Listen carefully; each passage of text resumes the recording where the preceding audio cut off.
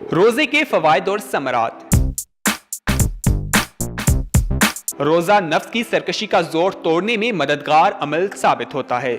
आम तौर पर दो चीजें गुनाह और अल्लाह ताला की नाफरमानी का बायस बनती हैं, एक नफ्स की बढ़ती हुई ख्वाहिश और उसकी सरकशी, दूसरा शैतान का वजूद और उसका मकरूह फरेब। रमजानुल मुबारक में सरकश शयातीन को जगड़ दिया जाता है, जिससे यकीनन नेकी के रुझान में इजाफा होता है और खुदा खौफी का माहौल परवान चढ़ता है। खैर के इस इजाफे और नेकी के माहौल से इंसान अगर पूरा फायदा उठाए तो उससे यकीनन उसके मिजाज और किरदार का वो फसाद दूर हो सकता है जो रमजानुल मुबारक के गुजरते ही दोबारा लौट आता है और रमजान की मश्क और तरबियत को कालदम कर देता है। रोजा नफ्स की बढ़ती हुई सरकशी को भी लगाम देता है और उसकी हैवानी ख्वाहिशों को भी बेकाबू नहीं होने देता। इसलिए नबी अकरम सल्लल्लाहु अलैहि वसल्लम ने नौजवानों को बतौर खास फरमाया था, क्योंकि नौजवानी में नफ्स ज्यादा जोरावर होता है। ए नौजवानों की जमात, तुम में से जो शादी की इस्तात रखता है उसको चाहिए कि वो शादी कर ले, इसलिए कि ये शादी निगाहों को पस्त रखने और शर्मगाहों की हिफाजत करने में बहुत ज्यादा मावन साबित होती है।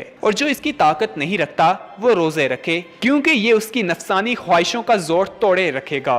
इससे मालूम हुआ है कि नफ्स की सरकशी का जोर तोड़ने के लिए रोजा मावन है। इसलिए एक और हदीस मुबारका में नबी अकरम सल्लल्लाहु अलैहि वसल्लम ने रोजे को एक नफी बख्श अमल करार दिया। हज़रत अबू अमामा बाही रज़ी अल्लाह ताला अन्हा बयान करते हैं कि मैंने कहा, अल्लाह के रसूल अकरम सल्लल्लाहु अलैहि वसल्लम, मुझे ऐसा काम बताइए जो मुझे नफ़ा दे। आप सल्लल्लाहु अलैहि वसल्लम ने फरमाया, रोज़े रखा करो, इसकी मिसल कोई चीज़ नहीं।